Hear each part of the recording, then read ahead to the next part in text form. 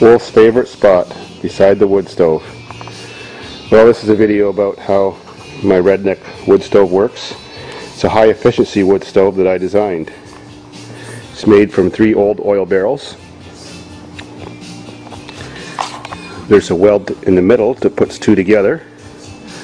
I also call it a snowmobiler's wood stove because it's 6 feet high and you can stand beside it and warm your whole body up when you're covered in snow after snowmobiling. These racks I have welded above it, that's the fast dry rack for quickly drying your hats and gloves, but you got to watch it, it'll melt them. And the slow dry rack at the top, which keeps them warm forever, so it feels great when you put them on.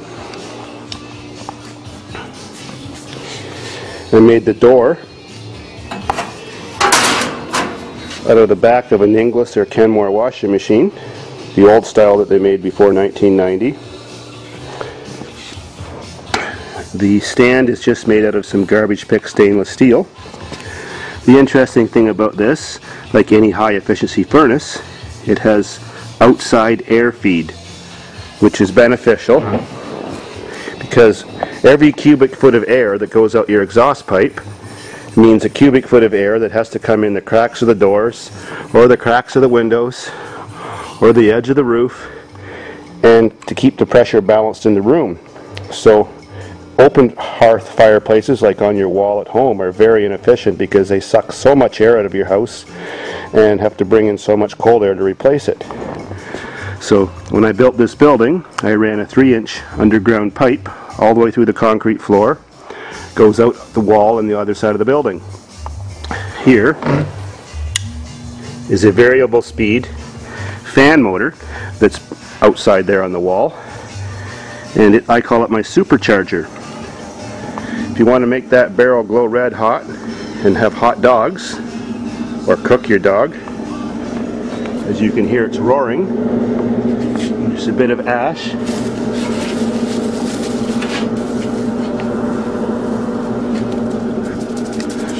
Dust storm in there now. You can adjust the speed, slow it right down. It's an AC motor speed control. There's a damper too. If you don't want to use outside air, you can shut it off and block the system. So when you have that thing cranked, a bunch of wood in there, the fan going full speed, the barrel actually turns white hot in the middle part here, and it becomes so hot it becomes transparent and you can see the fire inside. Believe that, steel becomes transparent. There's a hole cut in the barrels where they meet, halfway up, but not all the way down here, just to let the exhaust come out. Then I force the exhaust to do a zigzag. There's another hole cut here between the 2 barrels, halfway. And then there's the pipe here that exits. I made it run horizontal because that slows down the rate that the fire burns, which gives it, you know, a longer lasting burn, longer to radiate heat inside the building. The other advantage to have it running horizontal, it runs a longer distance instead of going straight through the roof, which gives it more time to radiate heat and more area to radiate heat from. Just a couple door hinges welded on it and a little homemade latch. And it sticks out far enough that no matter how hot the fire is, you can still touch this latch and not burn yourself. And a little stop so it doesn't fall down when you open the door.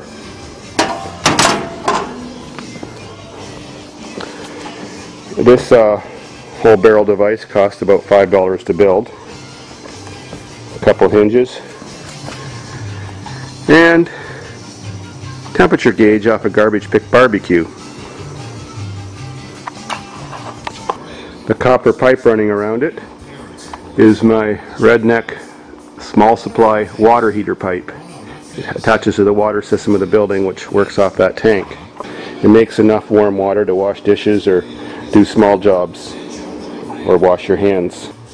The great thing about having a central stove in the middle of your living area is that wherever you stand in the whole area, it just feels like the sun is shining on your body, so it has such a nice cozy feeling instead of just coming from one direction.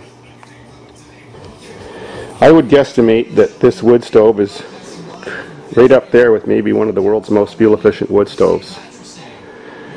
I would say it would get about 95% efficiency, because when the smoke is going outside, and there's where it goes outside, the pipe is almost cold. It's just lukewarm, which means all the heat is being radiated in the building and used to keep us warm and not wasted in the environment.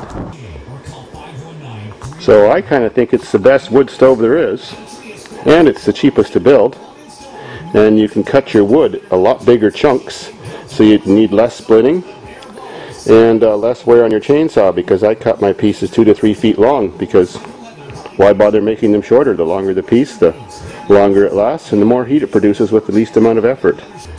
Wolf, you like it, don't you? And with regular usage, the barrels last about 4 to 5 years before they rust out in a few places and you have to replace the whole unit.